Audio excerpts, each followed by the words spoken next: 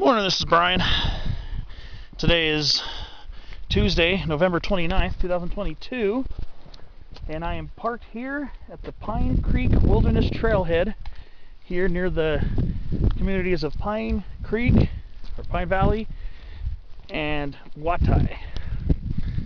So, maybe some of you might have remembered a video I did here at the trailhead back at the end of May. I was just checking out some of these beautiful trees here. Today, I am planning on hiking up to Guatay Mountain at 4,885 feet here in the Cleveland National Forest in the Descanso Ranger District. So I'm planning on hiking up to Guatay Mountain. Finally, been wanting to do this one for quite a long time. Even when I was still living in Orange County, I've been wanting to hit this one for quite a long time, so I'm finally doing it. So we're here. Elevation here is about 3,800 feet, roughly, above sea level at this trailhead. Really short drive from Interstate 8. Get off at Pine Creek Road. Turn left to go up Pine Creek Road, turn left onto Old Highway 80, go past this big horse ranch on your left, and a little bit past that there will be a road you turn left into to come down this. This is the road here to get to the trailhead. So if you're coming from Pine Creek Road, it'll be on your left. So now I'm just looking for the trailhead to start my hike to Guatay Mountain, and it should be over here on the left. It should be like a small gate or something. If I remember correctly from other people's accounts, it goes along the side for quite a while before it starts making a left and going steeply up the terrain. And there are supposed to be a good few false summits along the way. I think I passed it. Oh no, there it is. It should be up there. Alright. So the first part of this hike, I think, is supposed to be a little bit wooded. Pretty nicely wooded for the beginning of this hike, and then eventually you'll be out in the sun-drenched chaparral for pretty much the rest of your hike once you start ascending up the ridge. Alright, so here we are. Here's a trailhead right here.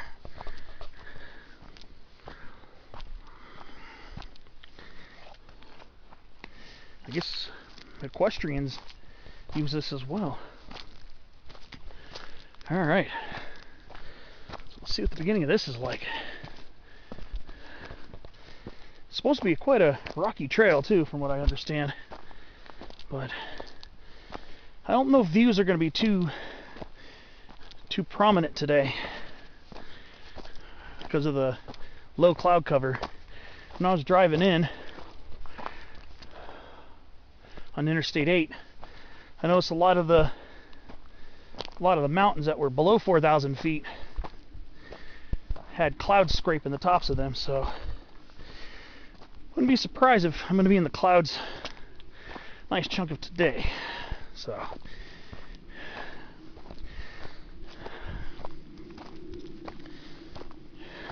as was predicted, the trail is going not directly towards the mountain, but alongside of it.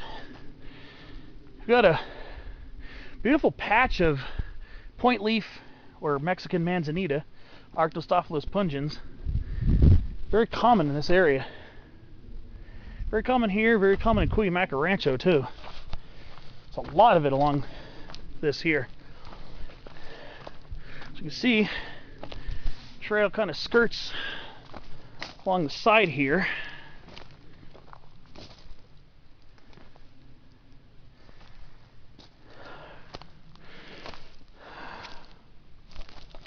very pretty first start of the trail. And then we got our beautiful southern coast live oaks here, Quercus agrifolia variety Oxyadania. These are your further inland and much higher elevation variety of your coast live oaks that you typically associate with being in the coastal foothills, valleys, coastal canyons. So this is a more inland version right here, Quercus agrifolia variety Oxyadania.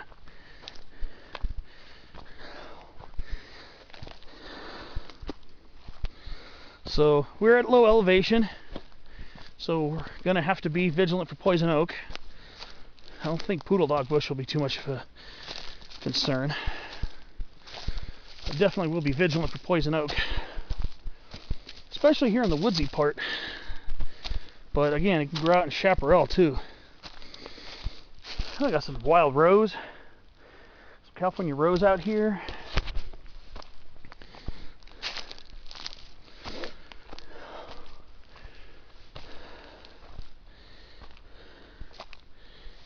And then what else we got here? Skunk bush, Rus aromatica, I think.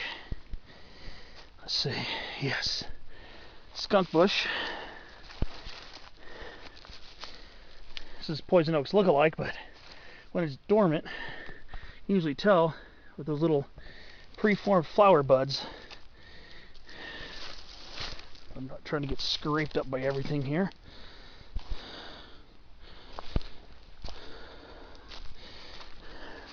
This trail's a little overgrown here, you can kind of tell.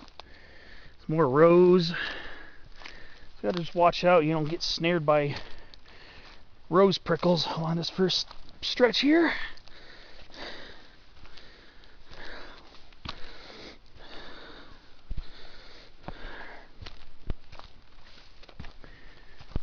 Interesting. Quite beautiful here. Very lovely. Very beautiful hike. Just a little overgrown when you start. Kind of expected that a little bit here. See, the trail's kind of faint.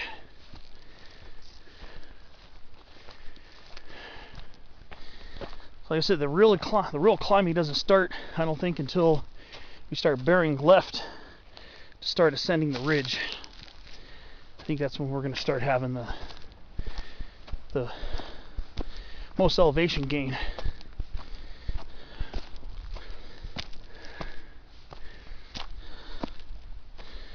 Beautiful over here, I'll tell you that.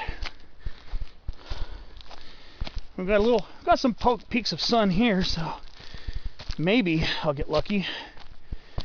Hopefully the summit will be high enough to be above these clouds, but I doubt it.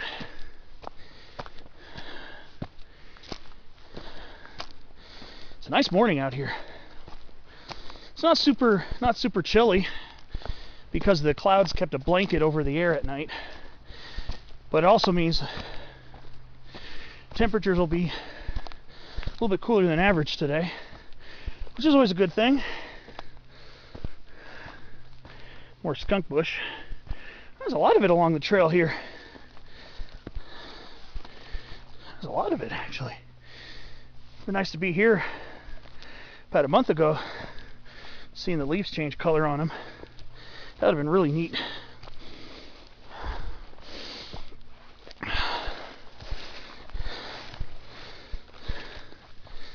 Pine golden bush, Erica pinnifolia. Some nice specimens along here. Still have some blooms on them too. We're almost in December.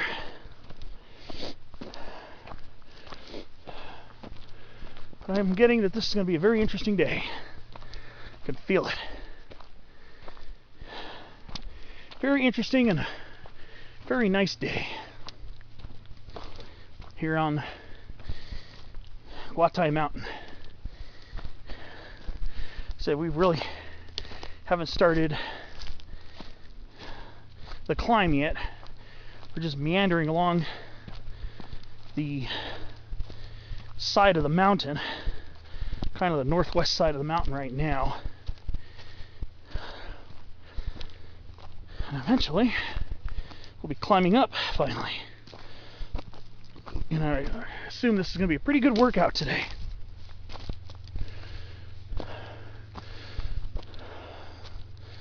Okay, gotta step over some chaparral whitethorn over here. Okay. Ooh, a lot of scrub oak too. It's like Quercus berbertifolia.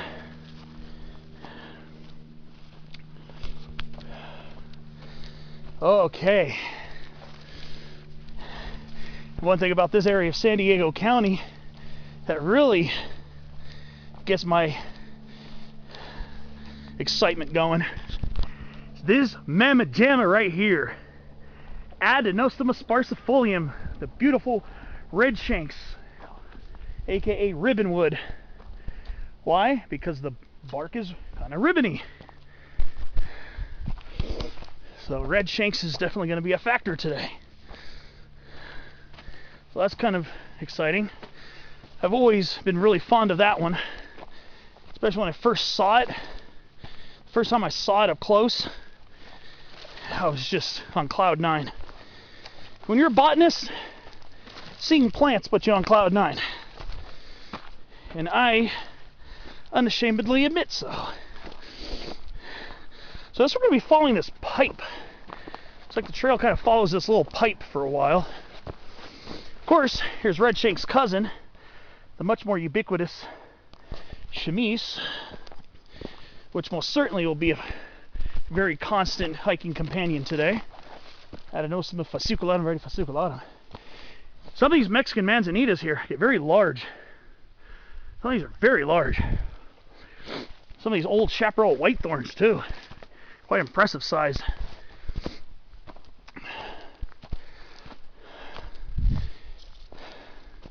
I'm wondering if some of these scrub oaks might be approaching acutidens. Maybe. Here's a large scrub oak right here. Very large leaves on this scrub oak. They don't really have that grayish quality that I was used to seeing with Quercus acutidens near the coastal canyons that I point out all the time. So these ones I'm kind of on the fence between being acutidens and berbertifolia.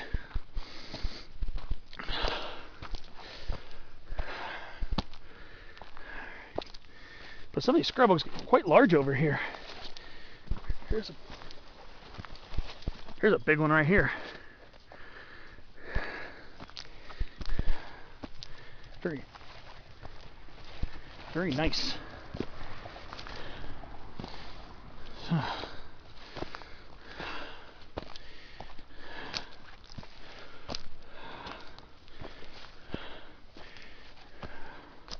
Yeah, these manzanitas are quite impressive. Very picturesque. Again, the only species of manzanita I've seen thus far is Mexican / point leaf manzanita. This one's supposed to be pretty common in the West. I think it grows in other states too, if I remember correctly. Did a spotlight on it back in December of last year. For your continued reading or research. Yeah, these scrub looks pretty large here. So now we're kind of getting out of the woods now and starting to edge up into the chaparral a little bit more, which I'm expecting pretty much the rest of this hike will be.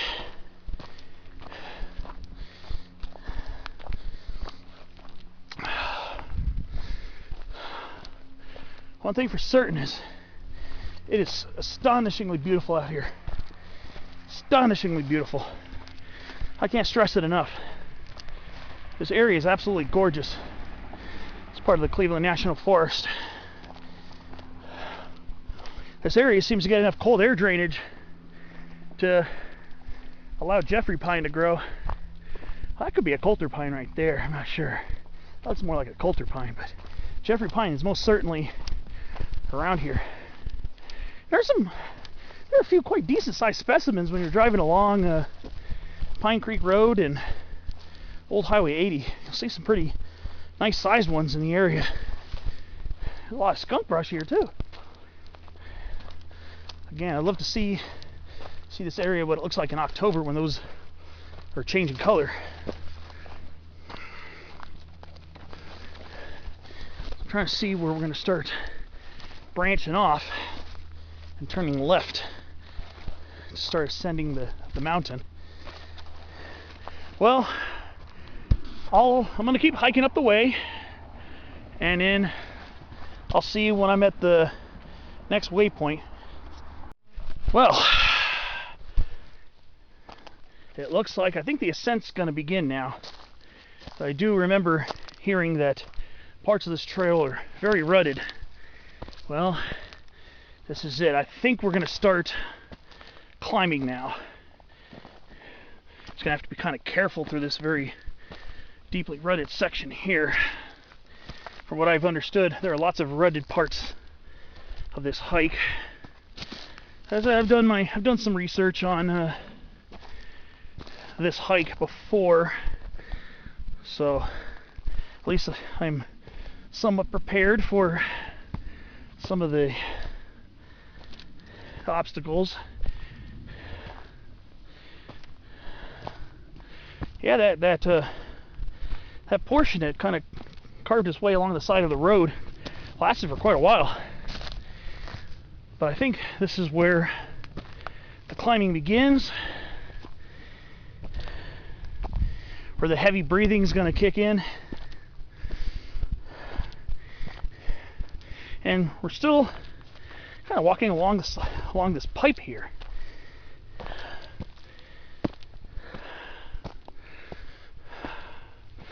Very mature chaparral here.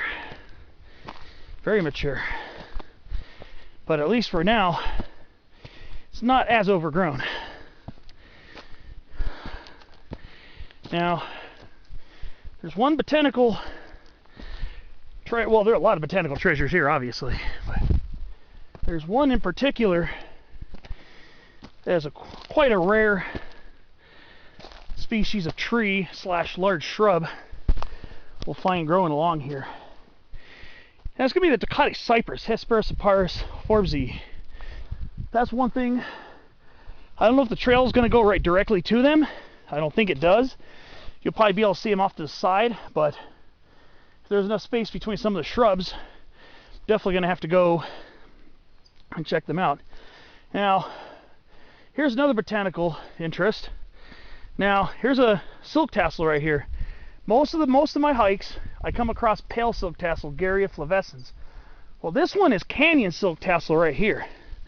This one's Garrya veitchii. Garrya veitchii, the canyon silk tassel, has much more revolute leaves with a very conspicuously fuzzy underside. So this is Garrya veitchii right here. Beeches or canyon silk tassel, as I prefer to call it. So we do have another species of Garrya. Another place I've seen Garrya veitchii, and this is only the second time I've come across it. The other time I've seen Garrya veitchii was along the hike up to Guatay Mountain near Alpine. I've seen Garrya veitchii over there as well. So that's another hike I'd like to redo in the future. I recorded some video for it, but I think I might have lost the footage, and I don't remember even talking about it. I don't think I talked about it. I don't think I was 100% sure of what it was at the time, but I know it is Garrya veitchii. So we have it here too. Like I said, right now it's a very gentle incline, but I know there are going to be a bunch of hills to go over that are going to be quite steep from what I understand. But this is definitely off to a very beautiful start, and it's very easy to walk here now. We're past one rutted section.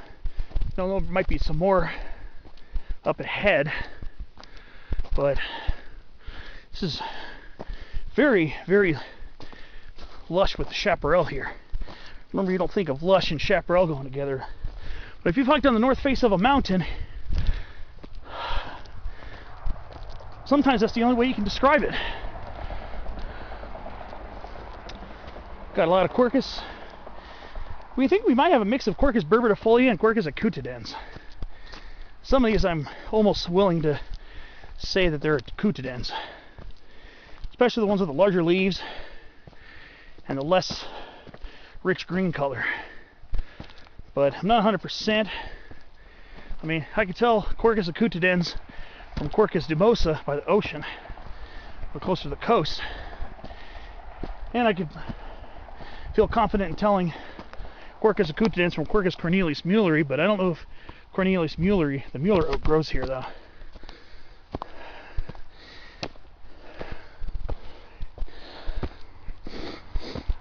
So I don't know when the first Tecate cypress trees are gonna come into view, but this is one of the very few scattered areas in the world where Tecate cypress grows. But here, this one here, this scrub oak right here, pretty sure this is Quercus coutodens. Leaves are huge, slightly grayish cast, like from its Mueller and Engelmann parents. Again, it's a hybrid.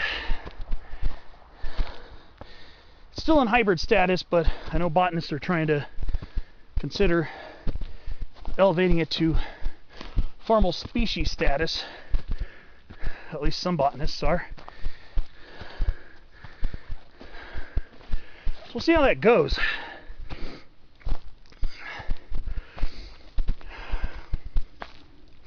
So for now,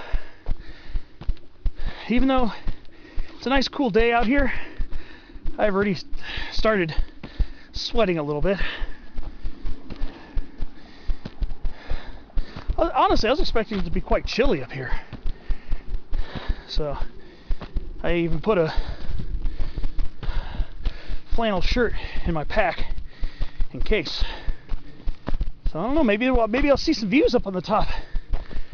Maybe. Kind of neat. Clouds are breaking up over here.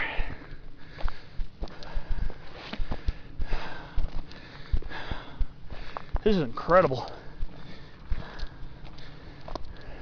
Actually, I think we're still kind of following the road. I can still hear, I think that's Pine Creek Road, or Pine Valley Road, or Pine Creek Road, or Old Highway 80 next to us. We haven't really started pulling away from it.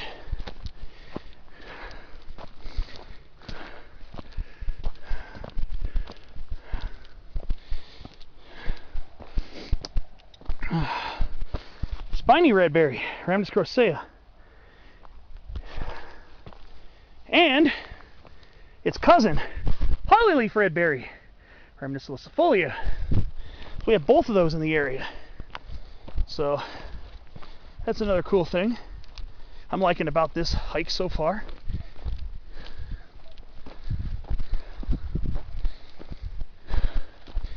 Okay, we've got a little rock trail side bordering here, so let's see.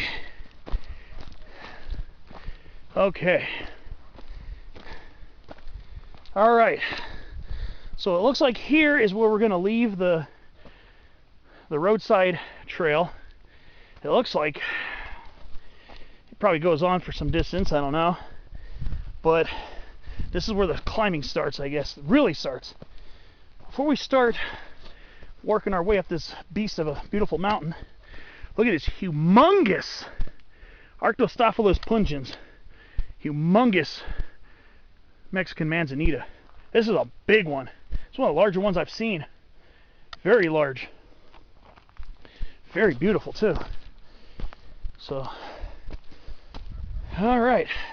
It looks like we got some more rutting up ahead.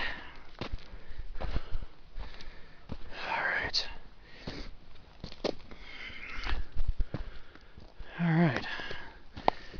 Yeah, it's supposed to be pretty rocky too, so this isn't too bad. Just watch your step. Walking back down this, you'll have to be a little extra careful.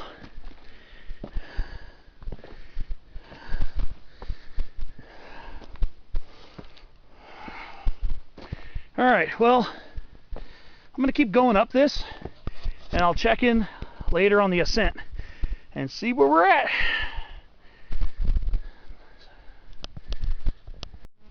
Well, So went through another pretty tough rutted area. Whew. And come across some creeping sage. I've only seen this plant a couple times. And it's this low growing sage right here with the light minty green leaves. This is Salvia sonomensis. Looks like it's getting pretty common along here. It's only the third time I've seen this plant on my hikes. This is it right here. It has that nice minty sage aroma when you rub the leaves. Just gently do it. And it kind of smells a little similar to black sage and white sage combined. So it's this plant here. It's a rhizomatous creeping perennial. In other words, the roots spread and the plant set up stems and leaves and flowers from those stems creeping along the roots. So that's what rhizomatous basically means. Seems to be quite a nice little population over here. The other two times I've seen it, Viejas Mountain was the first time I've come across it. If you come up from the Anderson Truck Trail area, I haven't taken the South Willows Road route up to Viejas yet, so that could be another adventure coming up relatively soon. It's mellowed out a little bit now, but I know we're going to be in for some more inclines that are rutted probably.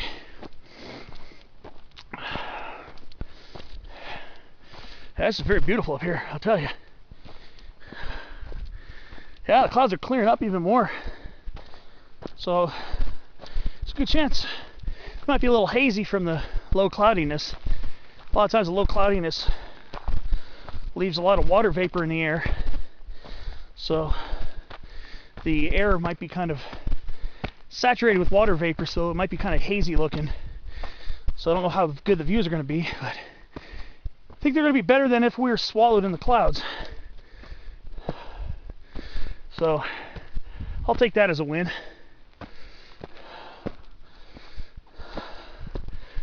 So it's kind of looks like a fire break now. We'll see how long these nice trail conditions will last.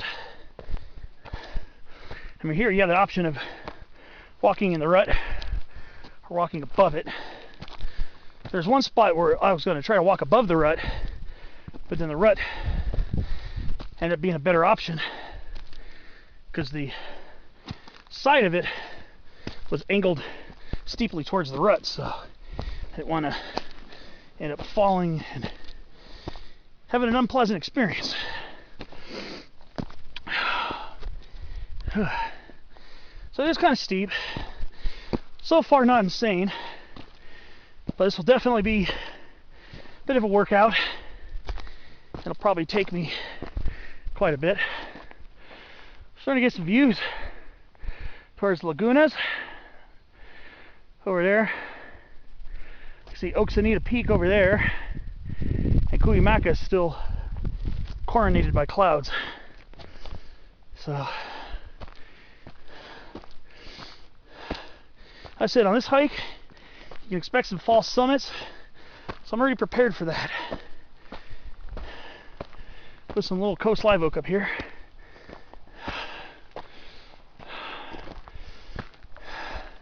Had to buy a lot of extra batteries. Camera lately has been eating through batteries like crazy. I'm gonna have to end up switching them out very soon again. Well, a little more climbing and then some more updates. Well, here I am, crested the first hill. Now I'm going to start my first downhill. So I'm believing that's going to be one of the false summits there. There's a summit behind it. I'm not even sure if that's going to be it either.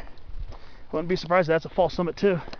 So I'm keeping that in mind, not to discourage myself. say, oh, I made it. Oh, no, I didn't. Oh, I made it. Oh, no, I didn't. Sometimes a hike with a lot of false summits can be sometimes, well, depending on the person, can be sometimes demoralizing. I'm not gonna lie, it's happened to me. It's happened to pretty much any summit-focused hiker out there, thinking, oh, I'm at the top. I'm almost at the top. And then you get to right up to the top of that hill. Then you look, you got some downhill and then a huge uphill. And you're like, oh, I'm not there. Yikes. So, this is absolutely insanely beautiful terrain out here. I can't say enough about this. Words really can't do it justice how absolutely intoxicating the scenery is up here. The chaparral is just so rich and textured. You got a lot of large shrubs popping out, shrubs of all different sizes and ages. A lot of different species out here. Right now we're in an area with a lot of birchleaf mountain mahogany right here. A lot of birchleaf circocarpus. Circocarpus and mountain mahogany are synonymous. But I think a lot of people tend to call them mountain mahoganies. I usually prefer to just call them circocarpus, but semantics, whatever. And of course a lot of this here too, Ceanothus perplexans, the cupleaf ceanothus. You're going to see a lot of that in this area of San Diego County. Up here and up towards the Laguna Mountain crest. From below 4,000 feet to above 6,000 feet, you're going to be seeing quite a bit of this. Now, I haven't spotlighted it yet because I haven't caught it in bloom. I prefer to catch that one when it's on bloom so I can get the whole, pretty much the whole picture. Maybe later on this bloom when it still has a lot of flowers, but it's also developing seed capsules. Because I think that would be a more interesting video so you can see the different aspects of it. So, right now we're heading south. We're going to start curving towards the southwest. Been heading southeast for a while. There's another peak over there that eventually I would like to hit. I was actually almost tempted to turn right onto Pine Creek Road, and right when you turn right, almost immediately, is the Bear Valley Trailhead, and you can pick a couple of routes to get up to that. That's Long Valley Peak. That one's the elevation of that one's between 4,880 and 4,920, so it's one of those 40-foot closed contour peaks. So it's closer to 4,900 feet. And so yeah, we're getting a lot of birchleaf circocarpus. Oh, and we got a huge sugar sumac. I haven't been near a lot of huge ones of these lately. There's a very nice Rus ovata, or it looks like two of them. Yeah, two of them. Very nice specimen here of sugar sumac, also known as sugar bush. Most people call it sugar bush. But a very beautiful specimen here, and another beautiful specimen here. I haven't been getting around a whole lot of these, especially these larger ones. I think there's supposed to be an absolutely monstrous sized one along the PCT. I think if you're taking the trail up to Eagle Rock near Warner Springs, I think there's supposed to be an extremely large one there. So maybe one day I'll do the Eagle Rock hike. Maybe I'll do that one day and check that out and see if I can find that sugar bush. I would love to see that one. That would be an ode video, of course. Okay, and now moving into redshanks territory. Now we're going to start getting some large redshanks along the side of this trail, which is great. Again, this is a cousin of the common chamise, but it gets much larger in size, sometimes over 20 feet tall. These can get even larger than this. I've seen some quite large ones, but these are some pretty large shrubs. And it's Adenosoma sparsiifolium.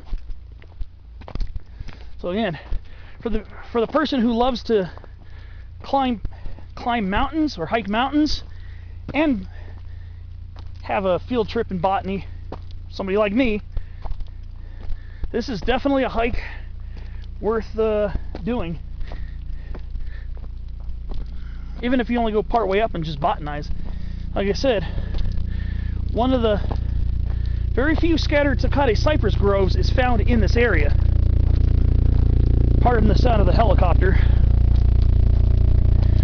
So, pretty sure I'll be in some eyesight of them, but I might have to move off trail to get to some of them, or maybe most or even all of them. I don't know.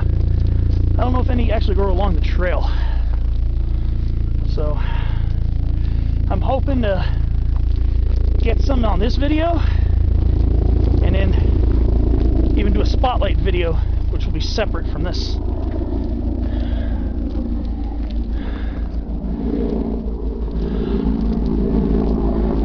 I'm glad climbing this hill here is pretty gentle. This slope right here is pretty gentle. I can't say how the rest of them are going to be like this, but if it's like this for a while, I'm not going to complain. I'll take it in stride. This is absolutely gorgeous here. Oh, wow.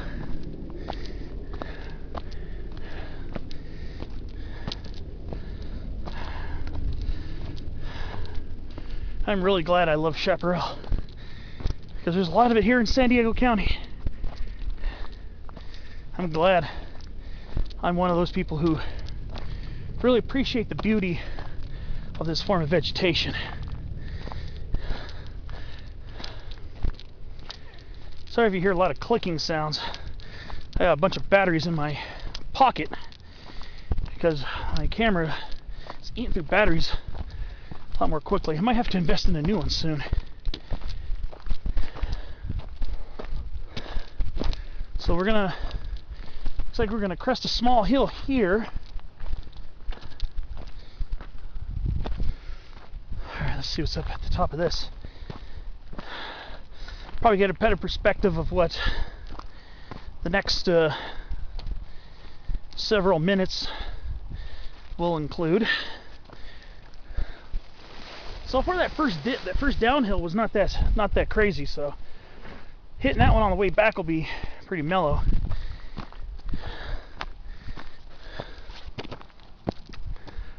Let's see.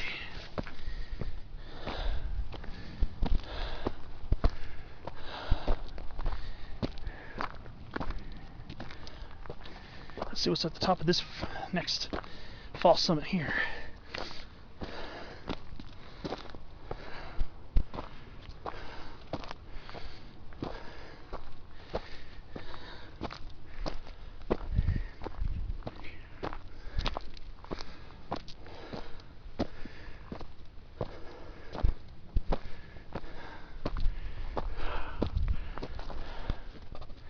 Yeah, it was one of the first hills I climbed right there in the foreground.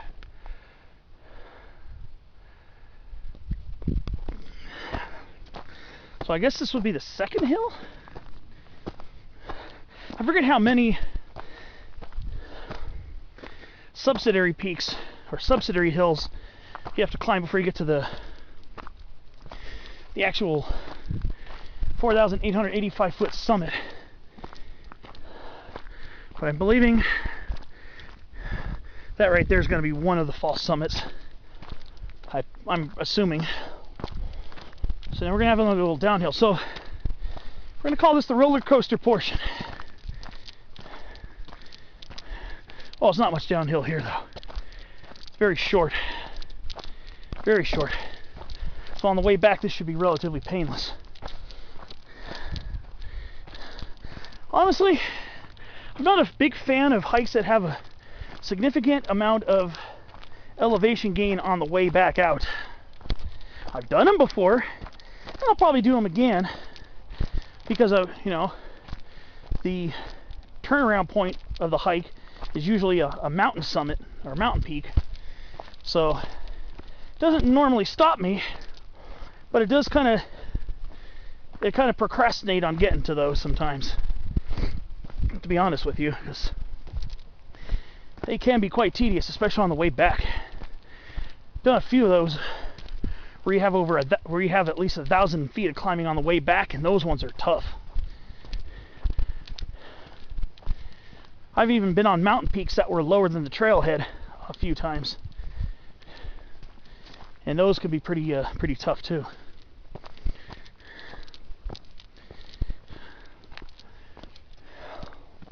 Wow.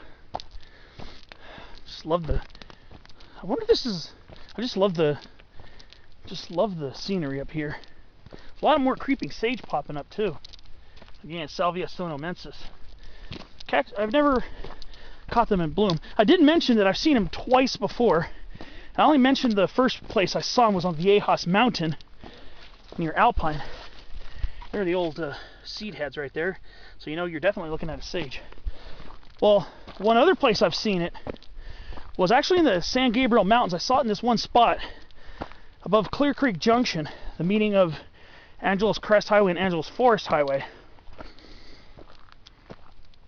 behind the small little visitor center. Not the big Forest Service station or fire station, whatever it is, but on the other side of the highway is a small little booth or small little hut or whatever, and a little parking area to kick back. Now, behind that little parking area and that little hut, or whatever you call it, is a steep fire break that leads up to two small peaks, Peak 4202 and Peak 4092. I hiked up to Peak 4202 back in June of 2020, and that was the only other place that I had come across creeping sage. Small patch of it at the start of a small little plantation of coulter pines when you barely start hiking up the hill. So today will be the third time I've seen it. I've never seen it in bloom yet. Imagine it'd be incredibly beautiful in bloom. I love the minty gray-green foliage of it. So hopefully one of these days I can do a spotlight video on it. That'd be a cool plant spotlight. I can smell it right now because the sun is just warm enough to bring out the aromas. And it actually smells really good. You're hiking, it kind of smells a little bit like black sage. When I rubbed the leaf, it had a pretty strong pungence. When you rub the leaf, again, kind of reminds me of a mixture of black and white sage. So it's got a pretty pungent kick to it. It's a very clean smelling plant. Right now, I can smell very strongly. And it smells great. Imagine hiking this after a rain, after a spring rain when the plant's blooming. Oh, probably being almost overpowering. Alright. So about to reach the next fall summit. There's more of that creeping sage. The old seed heads that hold the flowers in the spring. I think the flowers are supposed to be bluish color, but I've never seen the plant bloom, so I can't tell you. Okay, so we're cresting this next hill.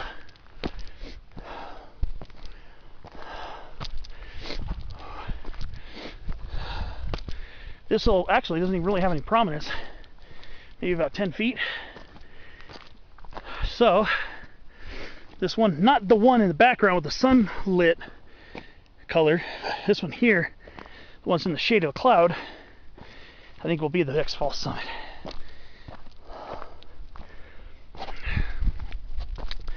Yeah, the clouds are starting to clear Cuyamaca. Just a little thin veil of, looks like, I don't, just walk the line between stratus and stratocumulus clouds. These are probably, I think, turning into stratocumulus clouds. The stratus clouds are a bit lower, usually a bit lower, and yeah, a little bit thinner usually. So I think these are trying to transitioning. A lot of times what will happen is when you have the marine layer coming in, it forms that veil of overcast. But if that marine layer gets thick enough, when the clouds break up, they'll break up into these puffy, kind of slightly puffy stratocumulus clouds, with the marine layer deepens enough, but also breaks up. Well,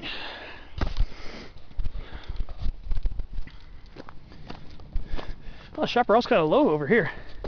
I think this area might have been more affected by recent fires, because down the way it's very mature. I gotta admit, this is a very, very, very lovely hike. Kind of figured it would be, but I always find it awesome how beautiful these hikes are. I'm gonna get up to this false summit here and see what lies ahead. Let's see.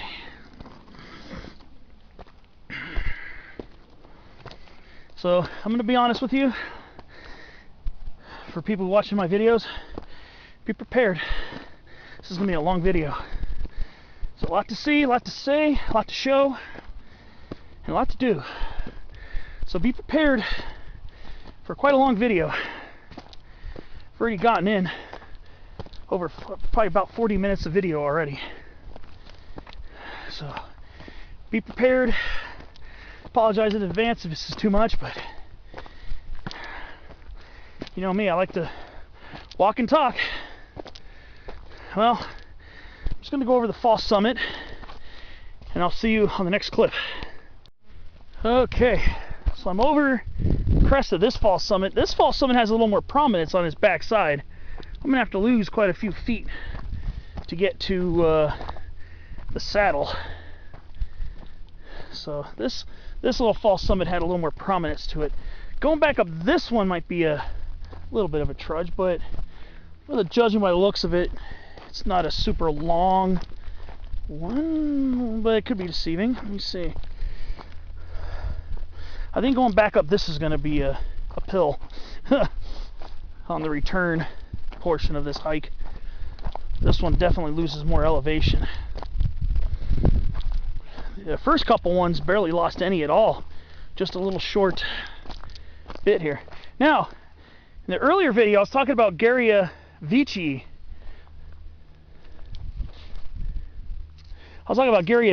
The canyon silk tassel. This one is Garrya flavescens. Not as hairy underneath, not as prominently hairy, and the leaves don't curl under at the edges. So that's Garrya flavescens. So I guess we have both of them up here. Okay. So we got two types of silk tassel here. There's supposed to be one more that might be found at Cuyamaca Rancho, which is Garrya Fremont silk tassel. I've only seen that shrub once, and that was going up the Devil's Slide Trail at about, it was probably about 6,600 feet, just after Humber Park in the San Jacinto Mountains near Idlewild, when I hiked up the Devil's Slide Trail to go to Taquish Peak. Yeah, that's, I believe, how you're supposed to pronounce it. Most people say Taquitz or Taquitz, but it's supposed to be Taquish. But yeah, so that's not the point of the story. So I have seen Garrya Fremonti, the Fremont silk tassel. The leaves are a little bit darker green, if I remember correctly, kind of quite oval, and that's the only time to this date that I've seen Fremont silk tassel. So it's, again, I've read that it might occur in Cuyamaca Rancho, so that is a possibility, but I've not seen it yet there. Okay, so yeah, it looks like this one's gonna be a drag climbing on the way out. This one here, this one definitely dips down quite a ways. So climbing this one back on the way out is not gonna be too much fun, actually, to be honest with you. It is kind of steep and kind of rocky. So hopefully this is the only really insane one. I don't know what's up there yet. I don't know. Right now I've got the mindset that that's a false summit, so I don't get my hopes up too much. But we'll see. See when I get up there. So yeah, take your time going down this stretch. When you go back up it, it won't be as crazy on the legs, because you'll be going uphill. You, at least in my experience, going uphill, it's going to be a drag. You're going to be huffing and puffing up this, but I'll feel more control when I'm going uphill on the way back. So just especially take your time on the descent parts of this hike.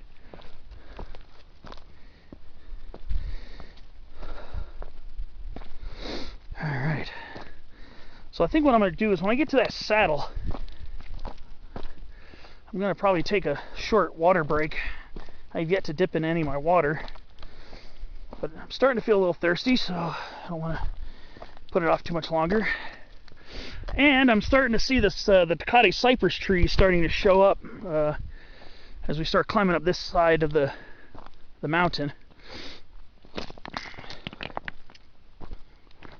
It's those large bushy plants on the north-facing slope of the mountain.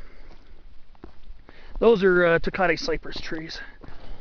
Like I said, they're not along the trail, but I do see one that looks like it's pretty close. And now when I think that one over there might be close enough to do a mini bushwhack to visit. But I see a nice little sparse population of them. Yeah, I think there's one up ahead just down the hill a little bit more. But yeah, this is definitely going to be a bit of a climb on the way out. I'm not going to lie. I'm not looking forward to this part on the return leg of the trip. This one does give up quite a bit of elevation. Let's see.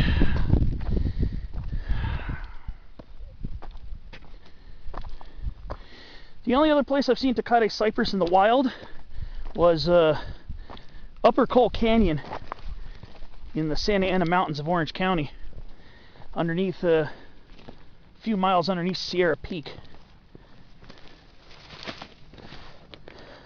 That's the only other time I've seen it in the wild. Okay, now here's a species of Ceanothus. I think this is Ceanothus foliosus, variety foliosus. I think it's called wavy leaf Ceanothus.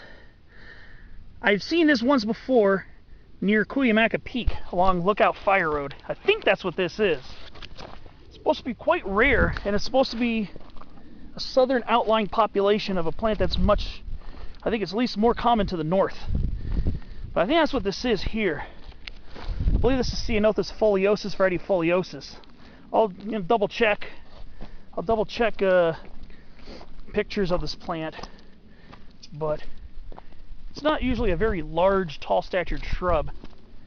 Sometimes it can grow kind of along the ground.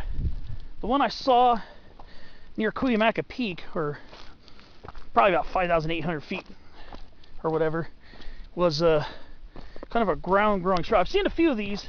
Was kind of hesitant to mention it, but I figured, why not?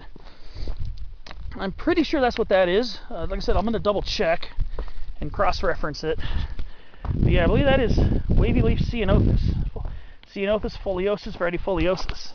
Not very common here in San Diego County, and only the second time I can remember seeing this plant. Ooh, a little Coast Live Oak seedling. Nice. Okay, now we're getting closer to one of the cypress trees now. Let me see if there's a way to get to it without thrashing in shrubbery. Probably not. But these are more like smaller statured trees, sometimes even considered large shrubs. That's a Guatay cypress right there, Hesperus aparus forbesii, also known as Cupressus forbesii. So there it is. It's a cypress. One of the rarest cypresses. Only a few groves, from one in North Orange County to a few here in San Diego County and a couple in Baja. I can actually smell the cypress tree. I can smell the resin of it right now. Sometimes the cypress trees give off a very nice resinous aroma. So there's another one just up here So now we're just about to hit the saddle. I don't know if any of these really have use trails going to them. Be kind of interesting. Hoping to get a close-up, maybe do a spotlight video later. We'll see how that works out. But here's a small one right here. Like I said, they're not really extremely large trees. Maybe up to about 25, maybe 30 feet tall. A lot of them could actually technically be considered shrubs, but again, semantics really don't mean anything to me. But that is a rare sight right there. Beautiful, beautiful Tecate cypress. Absolutely beautiful small tree. There's another very rare cypress not that far from here called the Cuyamaca cypress, Hesperis apyrus or Cupressus stevensonii.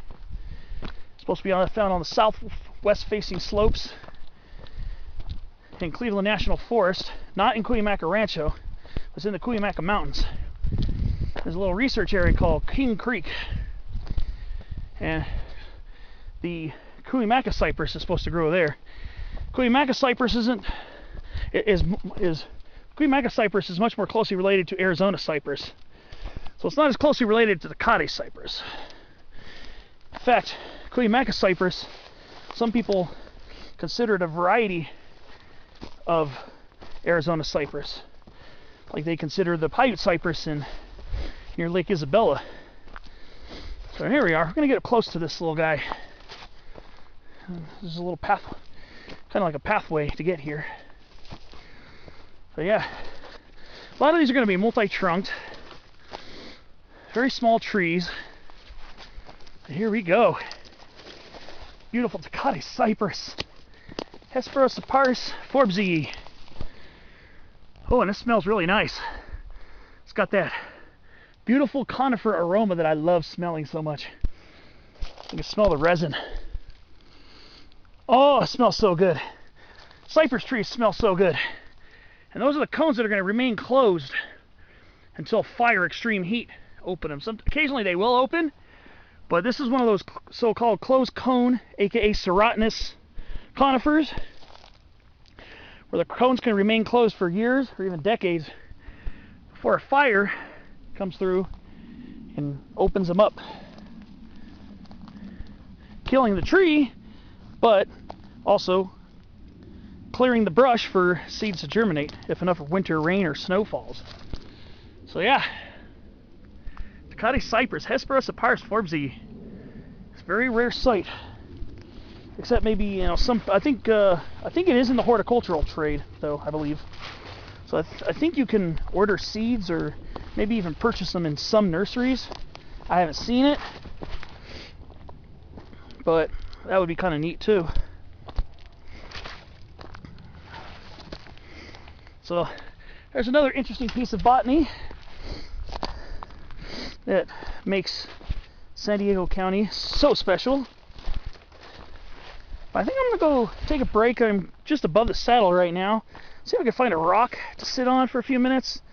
And I'm going to go hydrate a little bit, because this next push is going to be kind of a beast. Yeah, so I'm going to have to return up that peak right there on the way back. So that's not going to be fun. But if I want to get to Guatay, and I've already gotten past it, no matter what, I'm still going to have to climb it on the way back. I'll see you on the next clip. We'll see what's up further along. Well, so I'm starting up that next hill, and this is steep. That was the last hill I climbed right there. Starts off a little steep, levels off for a short distance, and now it really starts climbing. This one's a steep one.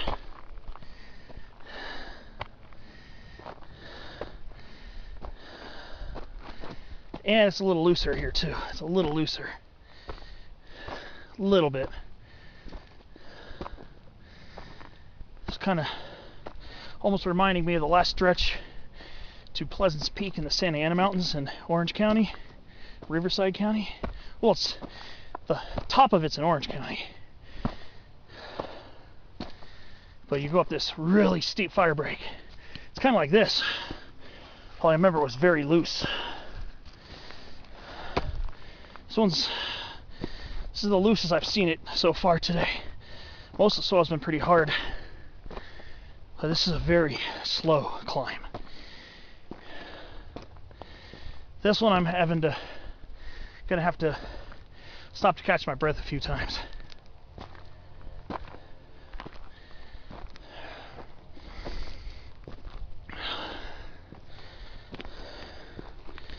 So far, up until this point, oh boy, I'd rate this hike as moderate.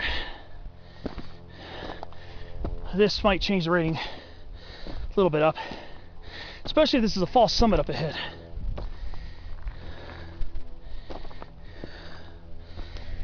This part is very steep.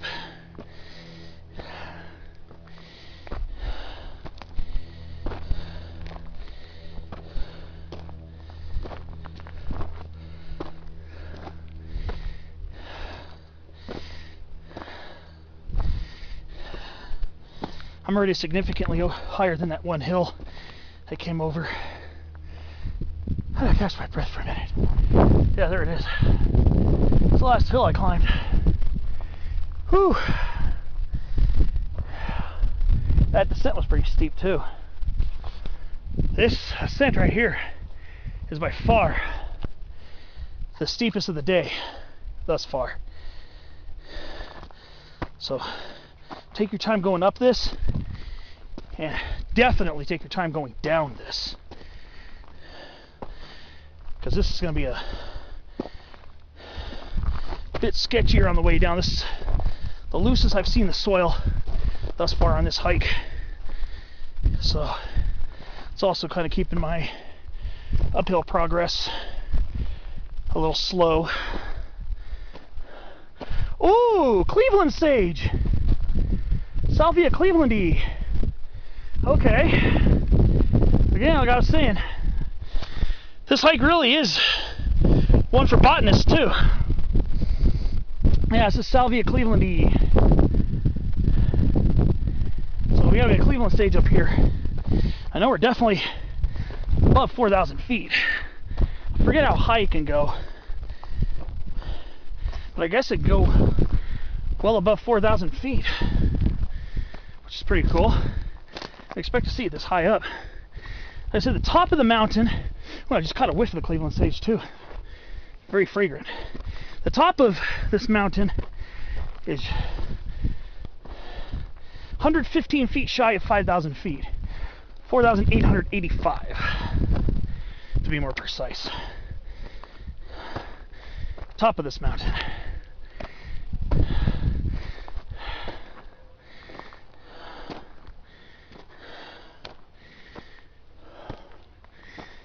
Oh, this is very slow going.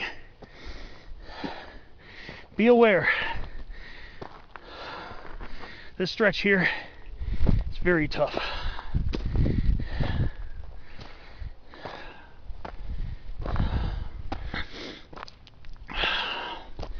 It's very beautiful, very scenic.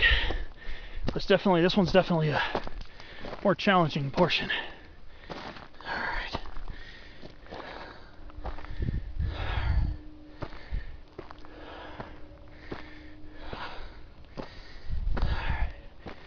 I'm going to stop here for a minute.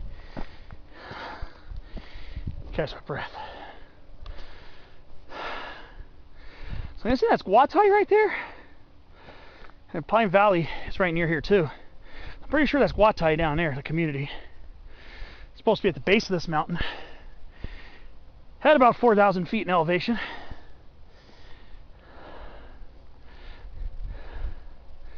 So yeah.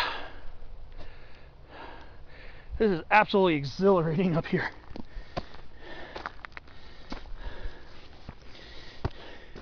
You'll definitely want to have some level of hiking experience. You don't have to be the marathon hiker to do this, obviously. I'm definitely not. But you want to have at least a little bit of stamina to get up this. Especially parts like this. But it's not about racing for me. It's about taking your time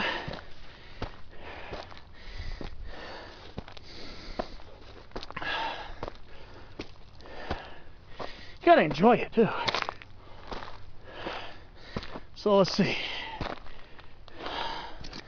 Starting to level off a little bit.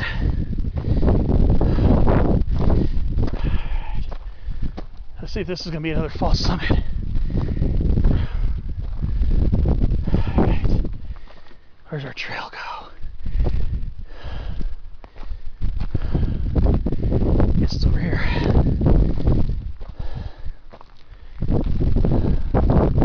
There's a little less to find up here.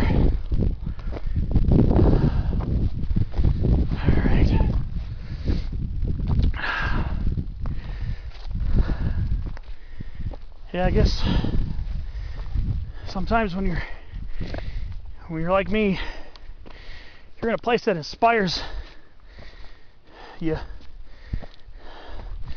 You just want to get it all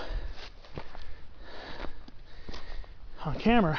You want to share the experience with people. It's probably why my videos are so long. So yep, this is a false summit.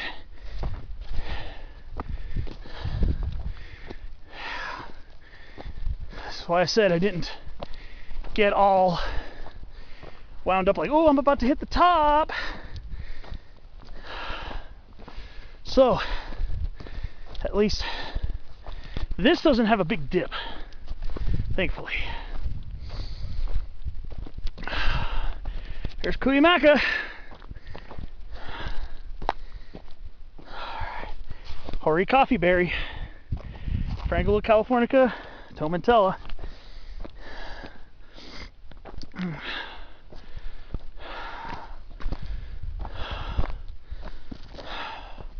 Can't wait to get to the top so I can get views on the other side.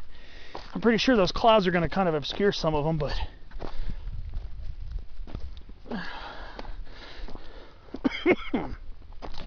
I love pointing out the landmarks when I get to the top of mountains. Like I said, I don't know if this is going to be another falsie or not. We'll see. And looks like I'm going to have to switch batteries, so I'll see you. I'll probably start filming about halfway up that. Well, a little ways up this next hill. Trying to make somewhat steady progress. It's not as steep as the last one though. Whew, that last one was a doozy. Alright.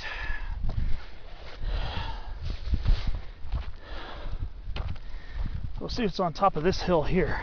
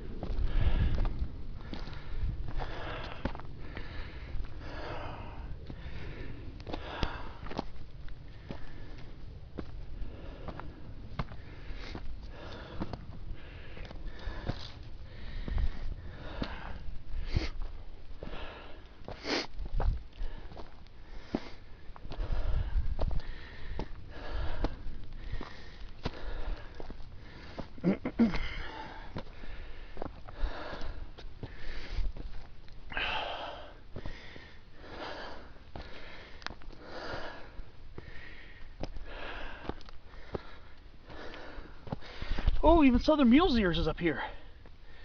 Guatay. They're dormant for winter. That's why the leaves are all dead. The roots are still alive. But yeah, southern mule's ears is even up here. Didn't expect that. Alright. Is this going to be another false one? Can't tell yet.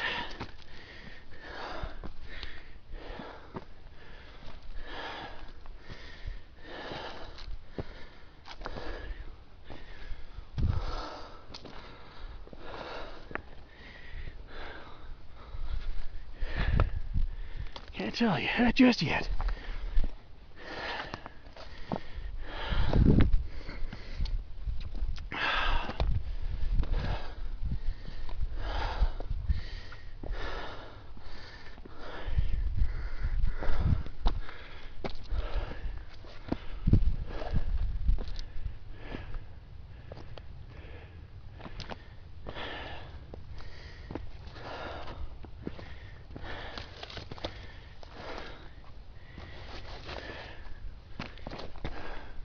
Find out very soon.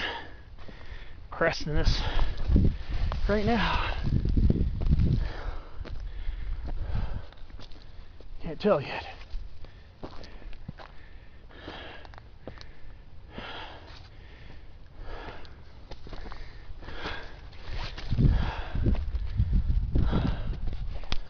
Still can't tell. No, I think I see something metallic on the top. I think I might see a summit register. Looks kind of rectangle shaped. Yep, I'm just about to make it. Just about to hit it. Finally, after years of thinking about and dreaming about getting to this peak, well, I have finally done it. So here we are, Guatay Mountain, 4,885 feet. And another false summit on that side. I don't know if it's accessible from that side. There's another false summit over there. Okay, well, this is it. This is Guatay Mountain.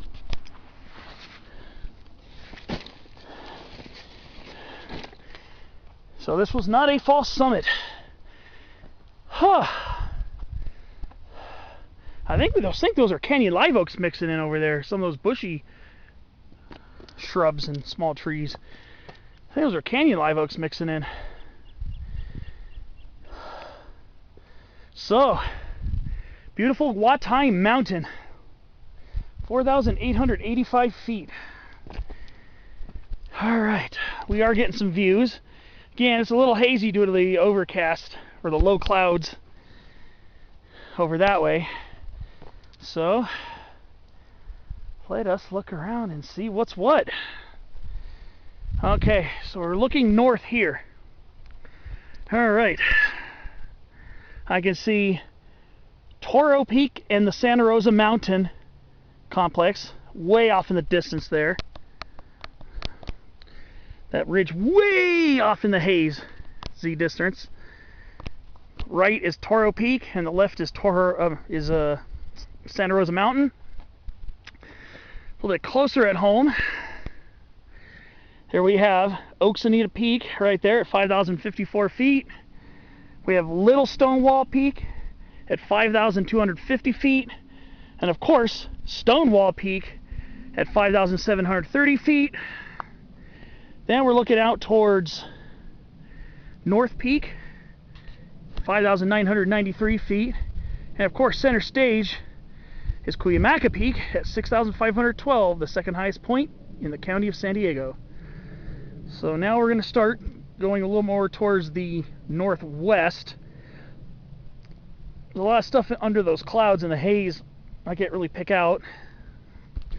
However, I could see towards Iron and Woodson Mountain, that area over there, towards Ramona and Powell.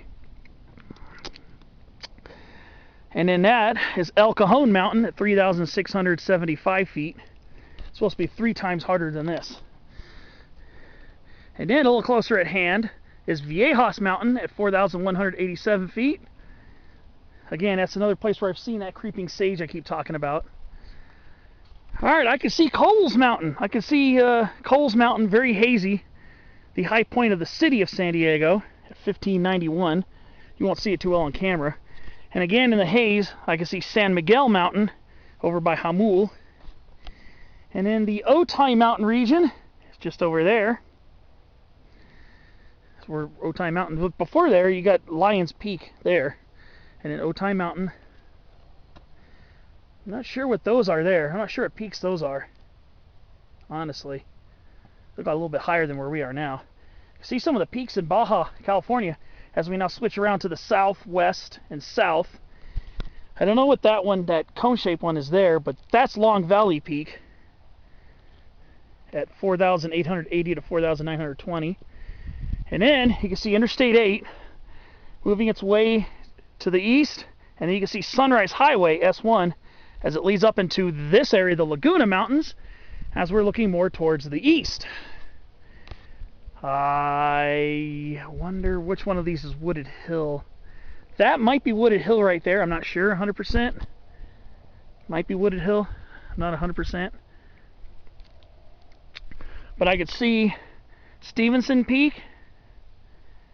And then I can see Monument Peak. And just to the left of it's Hayes Peak. And I can see Garnet Peak over here. And then we're swinging our way back to the east.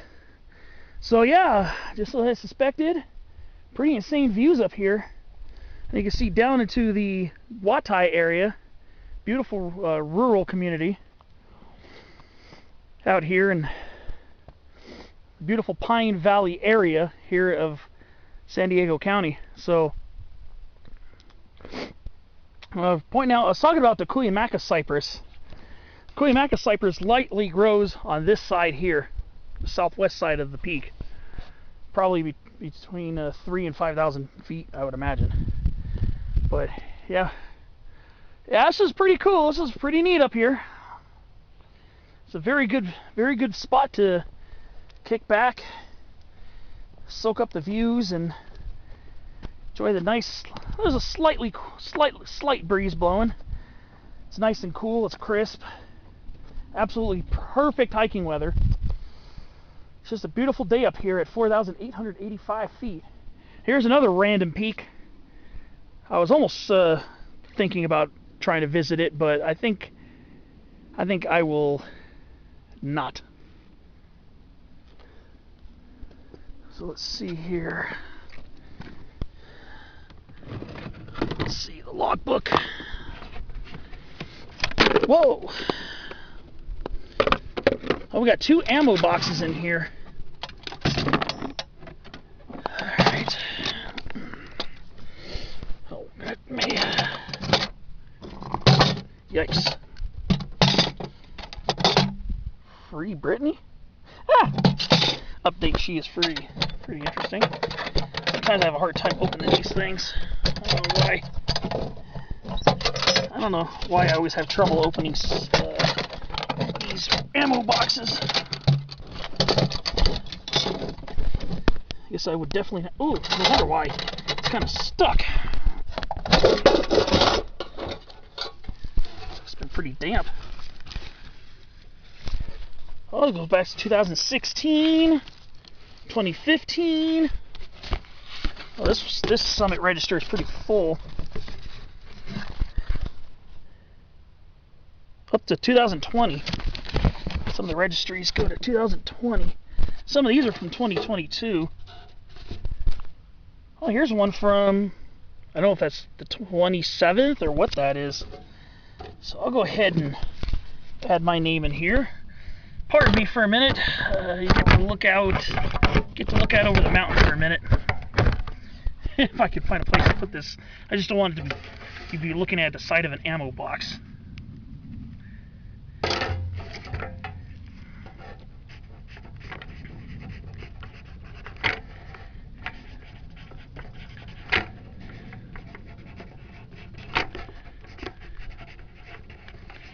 So I'm writing down here. I'll show you what I wrote in a minute.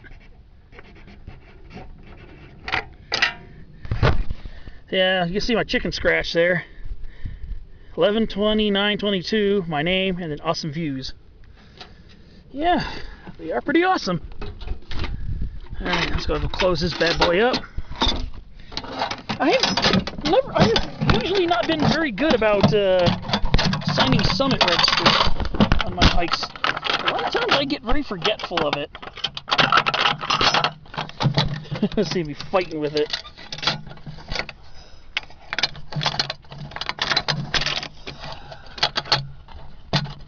Yeah, I'm not gonna fuss with it too much. so you don't have like 4 or 5 minutes of watching me mess with a summit register. So yeah, Guatay Mountain. Now I'm going to want to find a place to sit. I definitely want to take a little break. Take a break up here. But fantastic views. So yeah, I don't know. That summit right there is pretty close. Pretty close to the same elevation. Might just be a little bit lower. But wow, is it beautiful out here. Very highly recommend this hike. I should do Oaks Anita pretty soon though. But I'm gonna go sit down, take another chug of water, and then maybe take a couple pictures and start heading my way down. I'm definitely not gonna film as much on the way down, or else this is gonna be like a 2-hour video, and I don't know if you guys are really too into that. So I will check in periodically. I'll see you on the way down. Well, so I'm trudging back up this. This is the major falls summit, like the big one, the one that required a huge amount of climbing. It's not as bad as I thought it was going to be going up. Definitely slowed down a bit, but it's not that. Going uphill doesn't feel as steep. Going downhill, a little steeper feeling. So, again, I'm not going to be filming nearly as much on the way back,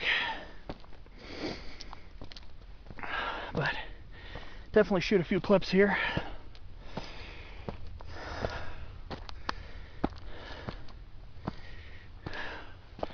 Still got a little ways to go to get to the top of this little mini peak.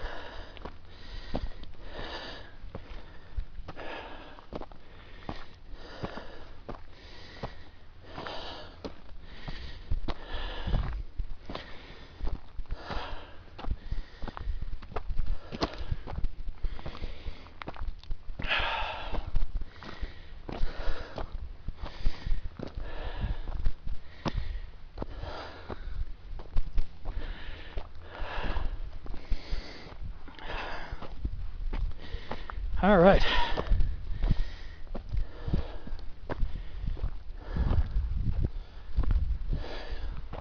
Almost at the top of this one.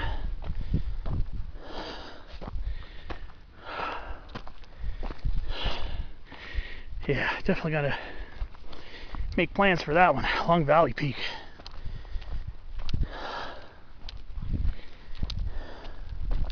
Actually, wasn't that steep coming up. Usually, for me, it feels steeper going down. So when I went down the first steep pitch after leaving the summit, I was walking very slowly, literally taking baby steps. So almost at the top of this false peak here. Feels like a 2-peak day, kind of. Guess you can kind of consider it that way. I'll look up the elevation of this one on the topo maps. The summit of it would be right about here. Right here, actually. This would be the summit of this peak. This one maybe has about 200 feet of prominence. The trail goes that way. Just figure, you know what? Let me stay on top of this one. Why not? It's there. Just is a quite little sidestep from the trail here. So this one's probably like 4,500 feet, maybe 4,600 feet, I don't know. So I'll have to put that one in. Well, I'll see you momentarily. I'm just going to take a picture or two from up here, and I'll see you on the way down again. Okay, so just took a couple of pictures on top of this little peak here. So I'll go ahead and I'll look at the topo maps to see what the elevation of this one is. Of course, you get one kind of false, little mini false summit before you get to the actual summit of Guatay Mountain.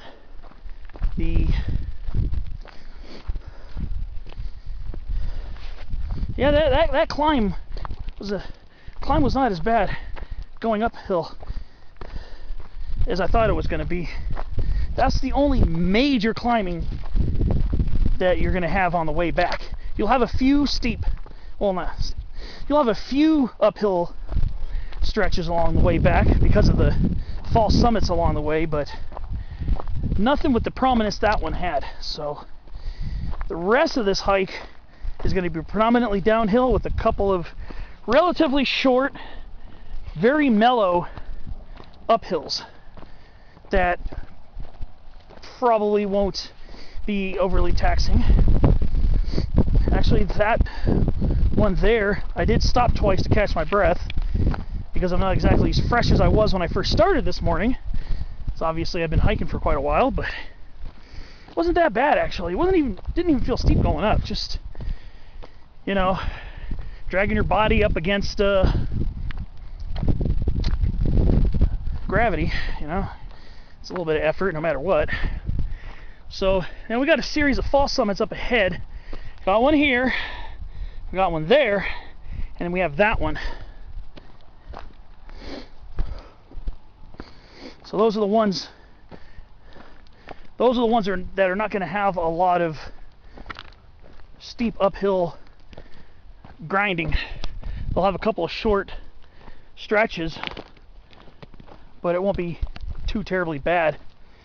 I gotta admit, this is a fantastic hike for anybody so inclined to hike here in San Diego County, or for the state of California for that matter, or anywhere for that. Really.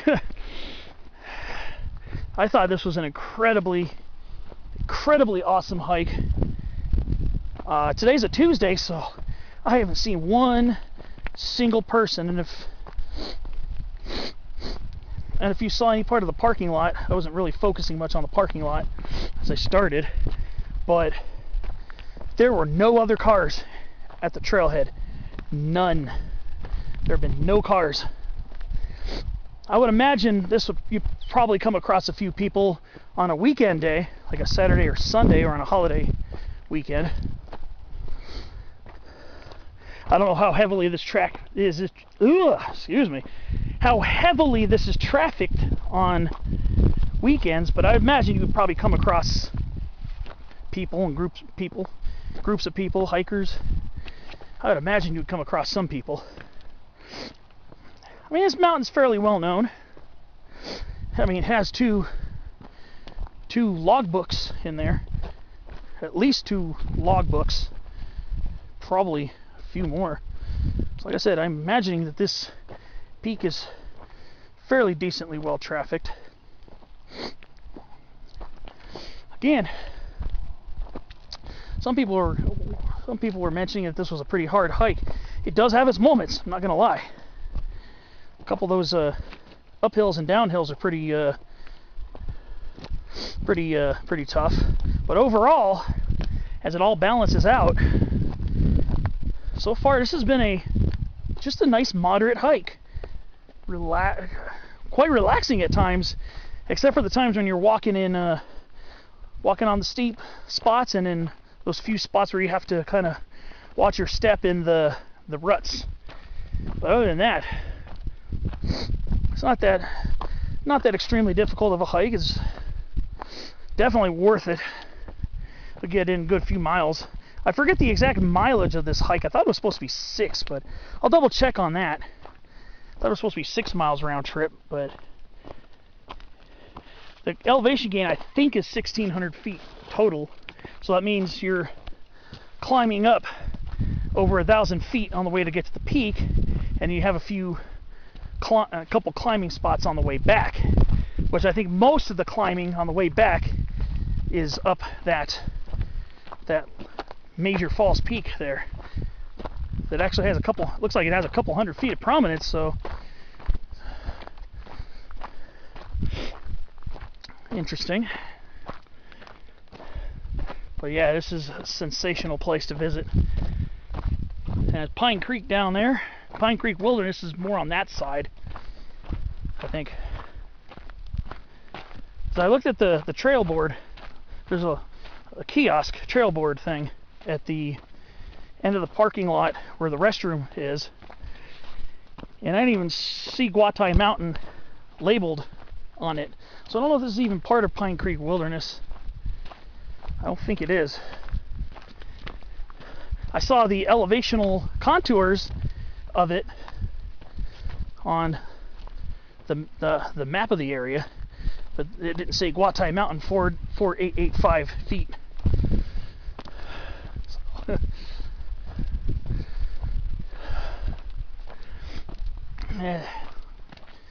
whatever. It's here. Boy, is it here. And it's a delightful mountain. So yes, we got 2 fall summits coming up.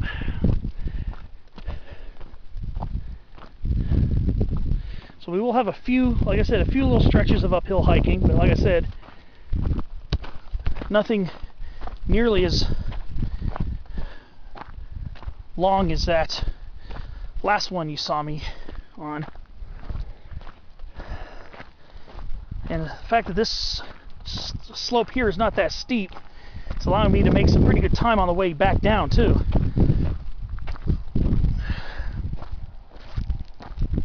Even when I was going up this, I was going up at a pretty good clip. And I'm not really a super fast uphill hiker because I don't like to wear myself out too early, because I do pack some extra weight, a little on the overweight side, I guess you could say, but then I think my leg muscles are probably in better shape because I've been going out regularly since moving to San Diego County back in May. I've been out on a nearly consistent basis. I've only missed, well, I think I've missed 4 weeks. I think I missed 4 weeks. But this is going all the way back to May, so that is many weeks of adventure. That's why I keep uploading. That's why I'm uploading constantly.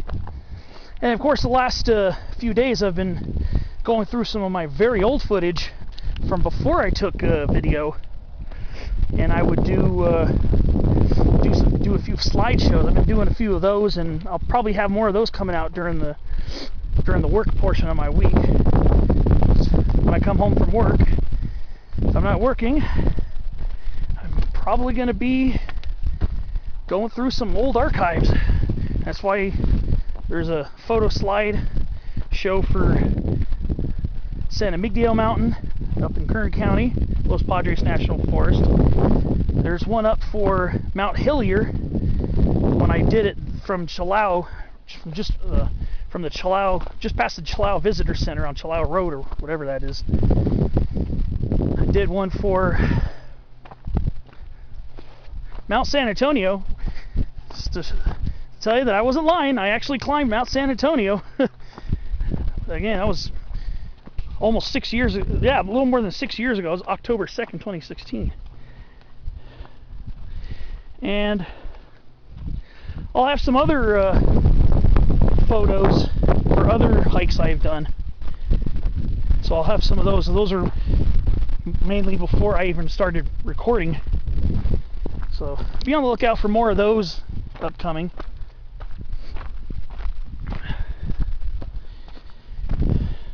And hopefully, eventually, videos that cover me actually hiking those spots. Alright, so now we're going to climb over this. So like I said, It's a very tiny uphill. Maybe about 10 feet of elevation gain here, if even, to get to this false summit. Then I'm going to have a steep dip here. And then a very short, maybe 20 feet of elevation gain, if even that, to get up to that little bump. And maybe 30, 40 feet to get up to that one, if even that. Maybe not even that. So, okay, well, I'm going to keep heading down, and I'll see you along the way. So I've made considerable progress getting back. Now I'm starting to hit the really rutted spots, so it'll probably slow down my progress a little bit. I didn't really film too much during the rutted portions, so I will a little bit during this one. So at least on this one, you can bypass it on the side, on the balder side here.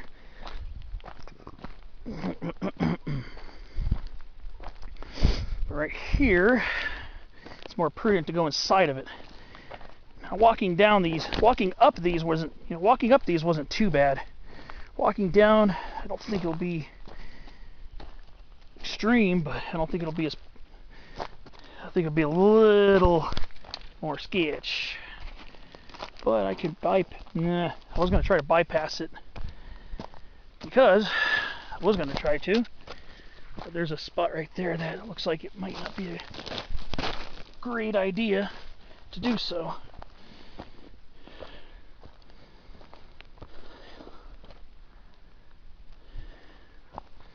I think, for the most part, I just walked inside of these. Yes, not too bad. So there are a couple more of these on your return trip. So that's just the last bit. I don't really have any more real climbing. Just might have some slightly wavy terrain along that trail when you first start coming up, before it curves and starts going up this way. So, but that's just, mostly flat terrain on the way back. It's not too bad.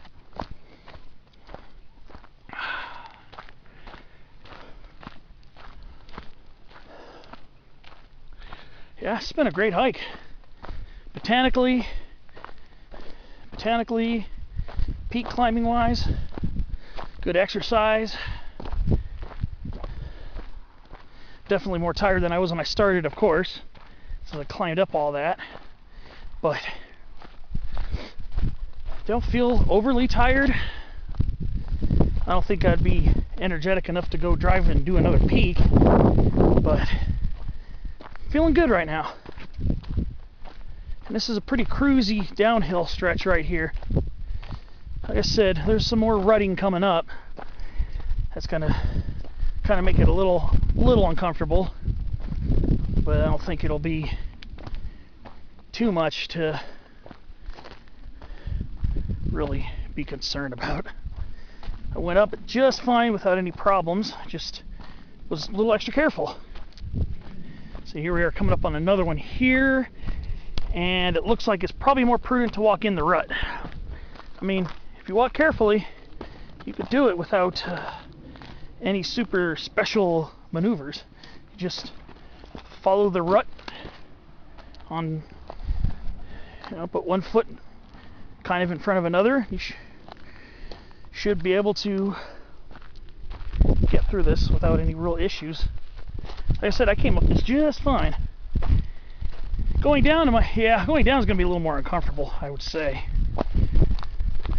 But let's see here. So I get to experience it with me, kinda. Yeah, this was the one I was going to try to bypass earlier, but it did not work out too well for me. See, this is where it's going to get a little uncomfortable, entering the rut. Oh boy, trying to enter the rut is going to be a pain in the buttocks. But there we go, I'm in it. I'm in it.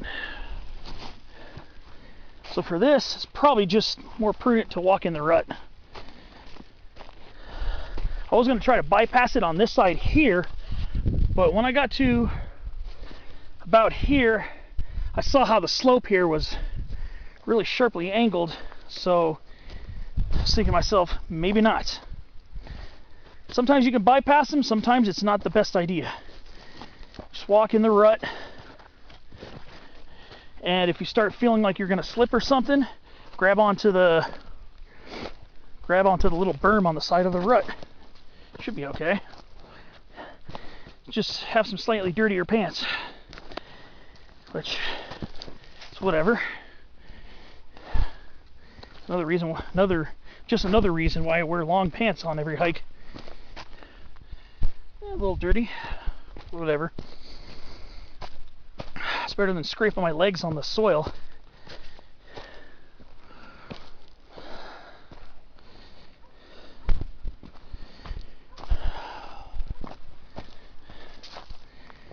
Alright. I think that was the worst rut. I think there might be another one or two left. I can see them coming up a little bit right now. That was one of the tougher ruts to navigate, especially going downhill. I got another one coming up right now. We're getting fairly close to where the trail is going to turn right, and we're going to start walking along the side of the road again. So we're heading towards it right now. We can see a very narrow rut right here. So take your time when you're hiking stuff like this. Just take your time, enter it slowly, and like I said, the sides here look a little too slippery and precipitous to really walk unless you're really super athletic. So right here is okay, but branching off left here is probably not a good idea. So what I'm going to do is I'm going to enter the rut right here. It's not quite as slippery inside the rut usually, because everything's compact and condensed.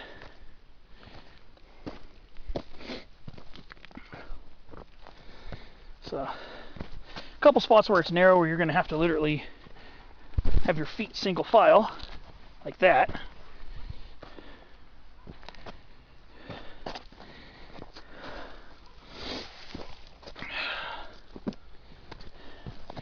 And there's a lot of rocks in here, so like I said, step carefully, you'll be fine.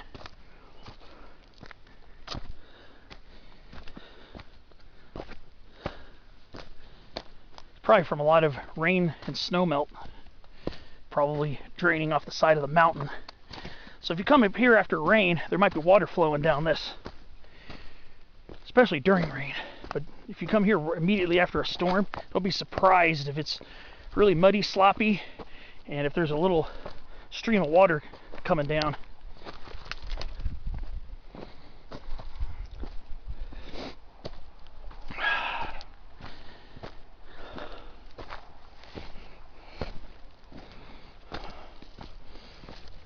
Okay, I think there's another rut coming up ahead. I didn't really count them on the way up. I just remember going through a few of them.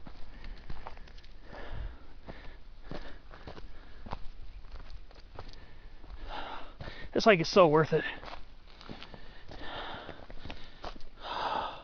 Especially these beautiful little shady spots here when you're underneath the canopy of chaparral. So beautiful here.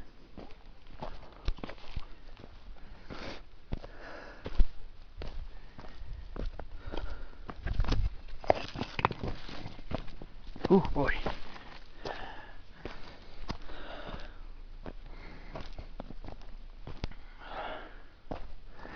Alright, so we got another rut coming up here. So again, probably your best bet is walk the rut. This isn't a really deep one. So we're just about at the trail junction. I can see a little iron gate up ahead. So that's where we're going to turn right and this will be the return leg of the hike, so it won't be that much longer before I'm back at the car. So again, when you get back to this gate, you see that little rock border there. That's telling you not to go that way if you're going to go do the mountain. So we're going to hook it right here, and it's a pretty roundabout way to get back to the car, but it's pretty easy. So I'll see you down the way for some wrap up. I'll see you down there. So been heading a little ways back. Yeah, here's another. I think this might be the final rut here. Yeah, I do remember, kind of vaguely remembered a rut coming up here. So yeah, we do have another rutted section right here. This is kind of a narrow one, so I'm kind of putting one foot roughly in front of the other. Keep my feet single file for this rut here.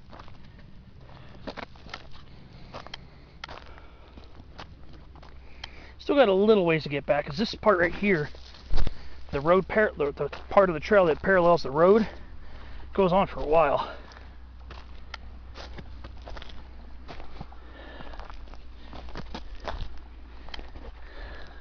So there's another rut there. I think that's the last major rut, I think it is. Heading down. Most of the rest of this way should be cruisy. Kind of cruisy. You can see old Highway 80 right over there that van's driving.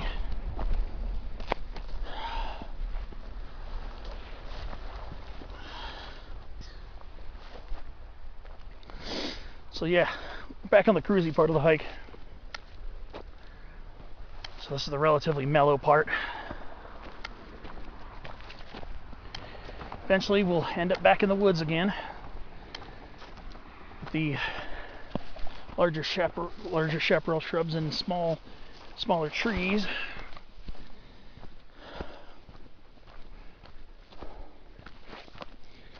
I wonder if some of these hills can be hikeable. Have to do some research. You know, I mean, I'm always looking for random hills and peaks to climb.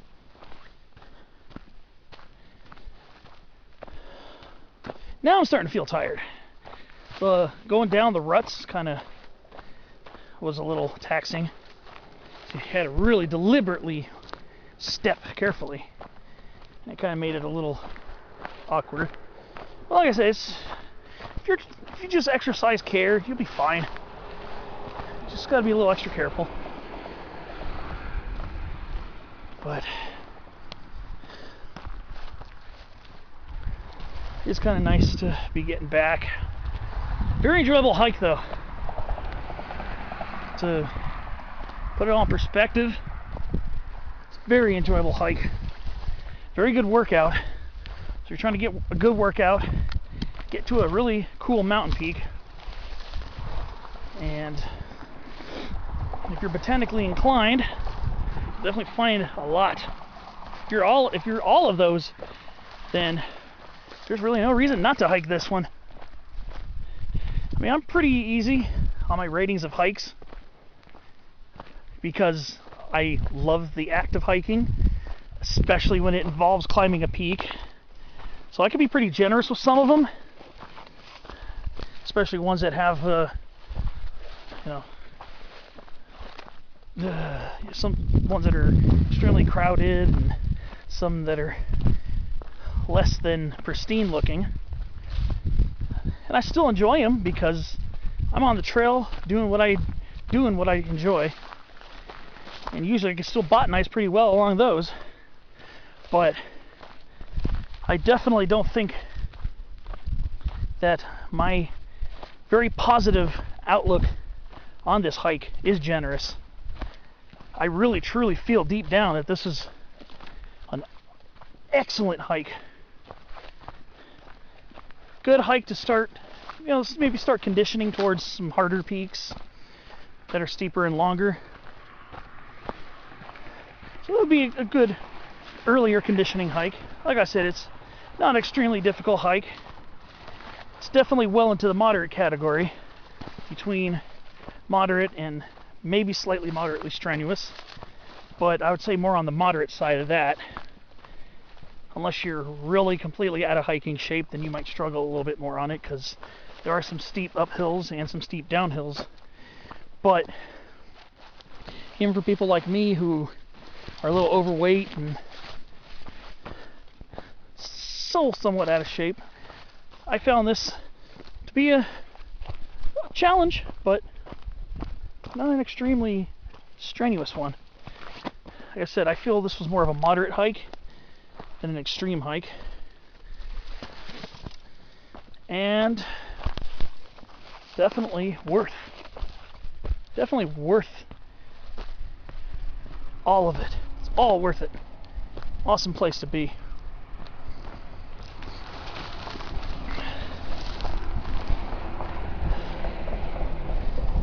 Like I said, the traffic sounds will be alongside you for a nice chunk of the hike.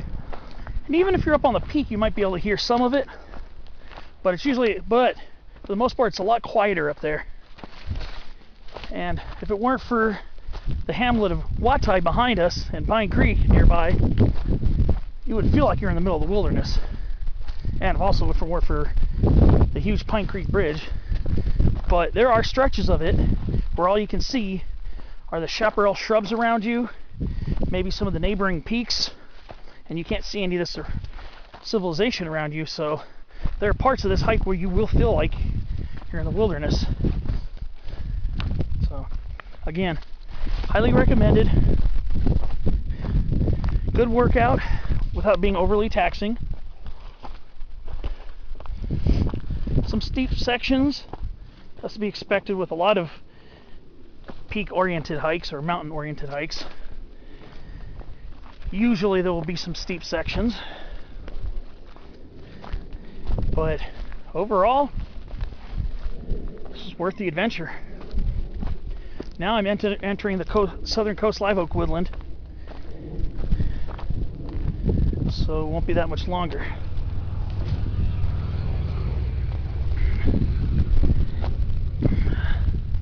But yeah, definitely an outstanding mountain hike. It's all class 1. No, there are a few rocky spots where there's some larger rocks getting near the summit, but it doesn't require you to use your hands. So this entire hike was class 1, albeit steep at times, but no true rock scrambling required. So for those who are uncomfortable with rock scrambling,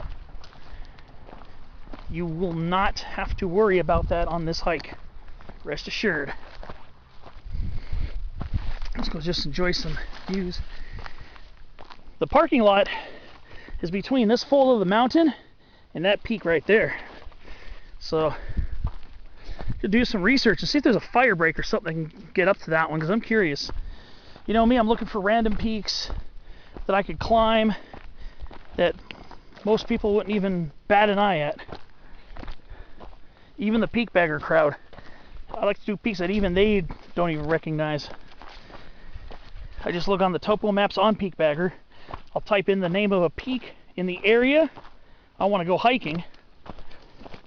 So I'll type in the name of a peak nearby, a named peak, or one that's registered on Peak Bagger. And I'll also look at some of the topo rings on some of the surrounding areas to look for random peaks, and then research it on Google to see if there's a fire break or something going up there. And that's how I get to some of these more random peaks. I'd say, oh, this peak's not even on Peak Bagger. I just like to research different areas. I like to add an extra dimension of adventure, even though they're usually pretty short hikes. But usually you're by yourself, and there's usually a pretty cool view on the top. So what's there not to like? All right. So overall, definitely a 10 out of 10 for me. It's a very awesome hike. Some great botanical finds, good exercise, great views, fragrant air, a lot of sage on this mountain. So if you have a lot of fresh, clean fragrant air to keep you company pretty much the entire time you hike this.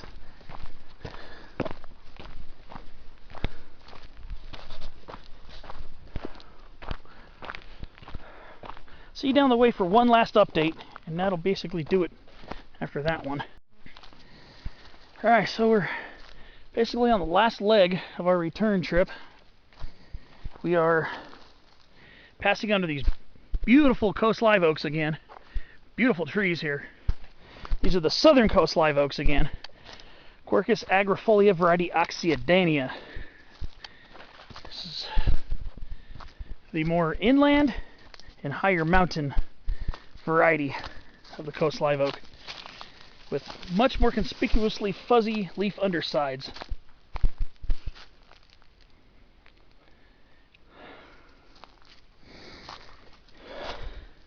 We're kind of in the cruisy leg of this hike.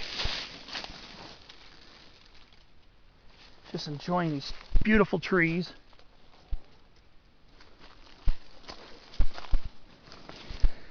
And here's again, Rhus aromatica. Beautiful skunk brush, or skunk bush. Very commonly grown around here. Very common along the initial stretch of this hike. But yeah, these are some beautiful Quercus agrifolia variety Oxyadanias. Absolutely astonishingly beautiful.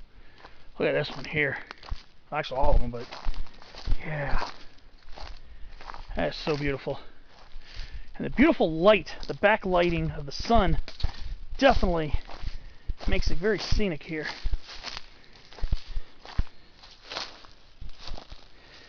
And here we got common snowberry,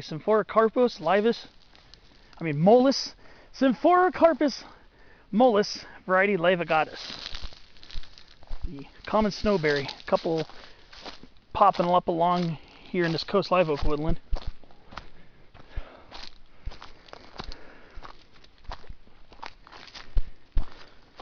And it's also related to the honeysuckles. There are a couple of honeysuckles around here. I think it's Lonicera subspicata denudata, I believe. They're related to each other, snowberries and honeysuckles, being in the Caprifoliaceae, the honeysuckle family. There it is, southern honeysuckle, pretty common. Oh, and shiny leaf barberry. Oh wow! I think this is the first time I've ever seen this one. This is Berberis pinnata, subspecies pinnata. I have not seen the shiny leaf one before, and I missed this on the way in. So this right here is shiny leaf barberry. So the one I'm used to seeing is Berberis aquifolium variety dictyota. But this one is Berberis pinnatus variety or subspecies pinnata. This is the shiny barberry, shiny leaf barberry, because it's got a shininess to it. The other one, aquifolium variety dictyota, has a dull color on it, but that one is a shiny color. That was the first time I've ever seen that one. So again, as I've said in previous clips, the botanizing is quite interesting along this trail. So let's just say that was just another level of awesome. And I almost missed it. I missed it on the way up. But a lot of times I'll catch something on the way down I missed on the way up. So it's definitely something I very much enjoy having happen. So if there's one, there are probably a few others. You'd expect to find them here in wooded areas and sometimes in thick chaparral. So yeah, shiny barberry. Berberis pinnata, subspecies or variety pinnata. I think it's subspecies, I think. And here we are. Just about to end this altogether. I'm just about on the little service road. About to cross the little fence. So I guess that was a little bit of a final hurrah in my botanical aspect of this awesome hike. So we just go through this little split here. And we're back on the pavement.